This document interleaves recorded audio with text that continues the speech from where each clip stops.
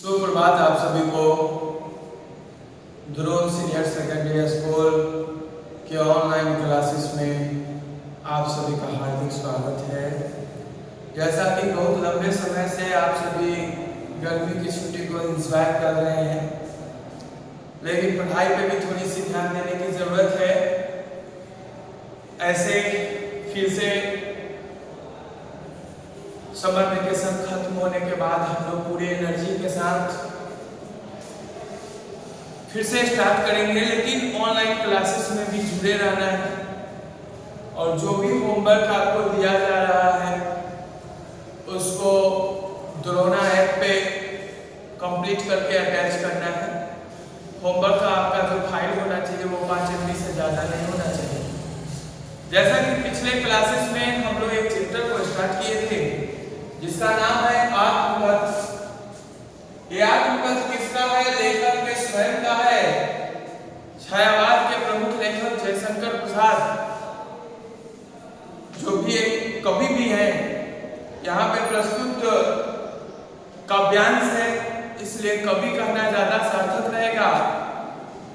तो जयशंकर प्रसाद ने आत्मकथ लिखा नहीं है, लेकिन प्रेमचंद्र जी की सहायता से हम लोगों को उनका आत्मकथ देखने को मिला है।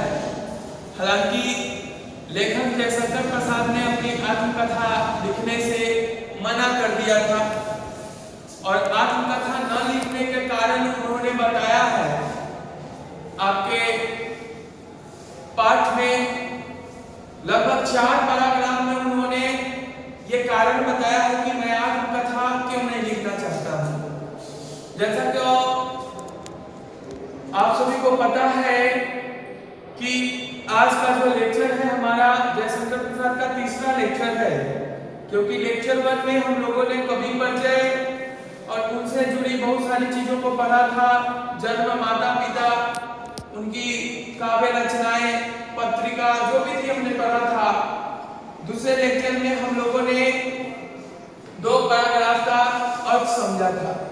जिस पहले पैराग्राफ में जयशंकर प्रसाद अपने मित्रों को कहते हैं कि इस दुनिया में असंख्य इतिहास है। आत्मकथा लिखने के लिए इस दुनिया में असंख्य इतिहास है। गुंजन करते हुए भंवरे, पेड़ से मुरझाकर गिरती हुई पत्तियों का भी अपना इतिहास है और इस दुनिया में जो भी अपना इतिहास लिखा है आत्मकथ के रूप में, वो सब अपने आप को उपहास का पात्र बनाया है। दैट मीन्स कि वो खुद को दूसरे से मजाक उड़वाया है, खुद का मजाक उड़वाया है। तो आप चाहते हैं कि मैं भी अपना आत्मकथा लिखकर और दूसरों से मजाक उड़वाऊं, तो ऐसा नहीं होगा, क्योंकि मेरा जो जीवन है इसमें कुछ रोमांचक है ही नहीं। यह एक खाली गगरी के समान है। और दूसरे पैराग्राफ में कवि ने कहा है कि कहीं ऐसा ही ना हो कि आप जो जबरदस्ती कर रहे हैं मेरी आत्मकथा लिखने के लिए, तो आपको बाद में पता चले कि मेरे गगरी के सुख की गगरी से जो रस चुराए हैं वो रस चुराने वाले आप लोग ही हैं और मेरी सुख की गगरी के रस को चुराकर आप लोग अपना गगरी भर लिए हैं, तो आप अपने आप को दोषी पाइएगा। तो मेरी जो प्रिय की स्मृति है, मैं उसी के यादों के सहारे जीना चाहता हूँ और मैं अपने प्रिय के साथ बिताए गए सुंदर पल को किसी के साथ साझा नहीं करना चाहता हूँ। ऐसा पिछले 2 पैराग्राफ में जयशंकर प्रसाद ने कहा था। तीसरे पैराग्राफ में क्या कहते हैं, ध्यान दीजिएगा। कहते हैं कि मिला कहाँ वह सुख जिसका मैं स्वप्न देख कर जाता। कवि ने एक स्वप्न देखा था, अपने प्रिय के साथ, अपने प्रिया के साथ जीवन के आनंद के क्षणों को बिताने का सपना देखा था, लेकिन वह इनको सुख मिला नहीं, वह अधूरा रह गया, पूरा नहीं हुआ। कवि स्पष्ट करते हैं कि आलिंगन में आते आते, आलिंगन का मतलब होता है गले लगना, यानी स्वप्न में जो सुख है अर्थात इनकी जो प्रियतमा है वह गले लगने वाली ही थी, तब तक वो मुस्कुराकर चले गए, भाग गए। यानी सुख जो है, सुख रूपी जो प्रियतमा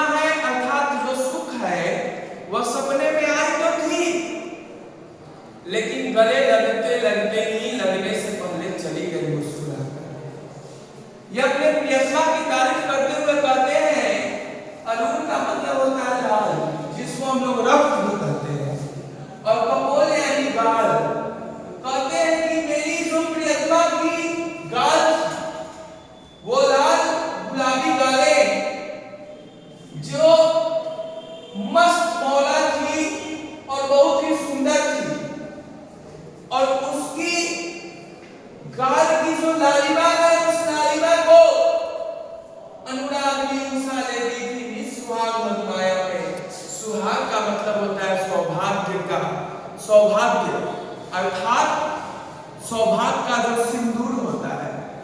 तो यहाँ कवि कहते हैं कि जो 9 किरण की उषा होती थी, जो सूरज की किरण होती थी, जो प्रातः काल में उगती है, वह भी लालिमा किससे लेती थी? वह भी अपने सौभाग्य का सिंदूर किससे सजाती थी? तो मेरे प्रियतमा की गालों की लालिमा को लेकर सजाती थी। इनकी प्रियतमा इतनी ज्यादा सुंदर थी। और फिर कहते हैं कवि कि उसकी स्मृतियां यादें पाथरे बनी है। पाथरे का मतलब होता है भोजन। थके पथिक की पंथा की, यानी पंथा कौन है? रास्ता है। और पथिक कौन है? उस रास्ते पर चलने वाले हैं। तो कवि कहते हैं कि थका हुआ जो एक पंथ है उसका मैं पथिक हूँ, मैं उस रास्ते पर चलने वाला राही हूँ। और मेरी जो प्रिय की यादें हैं वही यादें मेरी भोजन बनी हुई है। और उसी यादों के सहारे मैं अपना सारा जीवन जी लूंगा। सीवन को उधेड़ कर देखोगे क्या मेरी कंधा को। कंधा यानी दुख, यानी मेरे जो दुख के घाव है उस पे सिलाई हो चुका है, उसको उधेड़ो नहीं। अगर उधेड़ोगे तो मुझे और ज्यादा दर्द महसूस होगा। ऐसा कवि जयशंकर प्रसाद कहते हैं कि मैं थका हुआ राही हूँ और थके हुए रास्ते पे पाथरे यानी भोजन के रूप में मेरी स्मृति की यादें हैं। और उसी यादों के सहारे मैं जी लूंगा। मेरे इस सिले हुए जीवन के दुख को उधेड़ो नहीं, अन्यथा मैं बहुत विचलित हो जाऊंगा, बहुत ज्यादा पीड़ा बढ़ जाएगी। अंतिम पैराग्राफ में कवि कहते हैं कि छोटे से जीवन की कैसे बड़ी कथाएं आज कहूं। कितनी महानता है जयशंकर प्रसाद की, जो अपने आप को कहते हैं कि मेरा जीवन बहुत छोटा है और इस छोटे से जीवन की, साधारण से जीवन की बड़ी कथा मैं कैसे कहूं, बढ़ा चढ़ाकर कैसे कहूं। क्या यह अच्छा नहीं है कि औरों की सुनता मैं मौन? यानी जयशंकर प्रसाद कहते हैं बढ़िया तो यह है कि मैं दूसरों की आत्मकथा को सुनूं और चुपचाप रहूं, अपने बारे में कुछ भी न बताऊं। सुनकर क्या तुम भला करोगे मेरी भोली आत्मकथा? कहते हैं कि क्या तुम मेरी आत्मकथा को मैं अगर लिख भी दूंगा तो तुम सुनकर भला कर पाओगे? भोली आत्मकथा मतलब हर जगह मुझे, मेरे साथ कपट किया गया है, छल किया गया है, मुझे ठगा गया है। इस सीधे साधे व्यक्ति को ठगा गया है। इस ठग वाली कहानी को सुनकर तुम मेरी भला करोगे? नहीं, तुम मेरे उपहास करोगे, तुम मेरा मजाक उड़ाओगे। अभी समय नहीं, थकी सोई है मेरी मौन हो जाता। और कहते हैं कि अभी जो ये आत्मकथा लिखने का उचित समय भी नहीं है, क्योंकि मेरी जो दुख है, व्यथा मतलब दुख होता है, मेरी जो दुख है वह सोई हुई है। और सोई हुए दुख को सोने दो। अगर जग गया तो मुझे पीड़ा परेशान कर देगा। मैं अपनी स्मृति के यादों से जी लूंगा, वही स्मृतियां मेरी भोजन बनी हुई है। ये आपको चारों पैराग्राफ को समझा दिया गया है। आशा नहीं, उम्मीद है कि इसकी जो भी प्रश्न उत्तर है आप लोग आसानी से कर लीजिएगा। आज की क्लासेस में आपका होमवर्क है, ये जो आपका चैप्टर है जयशंकर प्रसाद, ऐसे पाठ में आपका तीसरा चैप्टर है, इसका प्रश्न उत्तर करके और द्रोणा ऐप पे आप लोग होमवर्क वाले सेक्शन में अटैच करेंगे और उसको हम देखेंगे। ऐसा नहीं कि अटैच नहीं कीजिएगा, उसको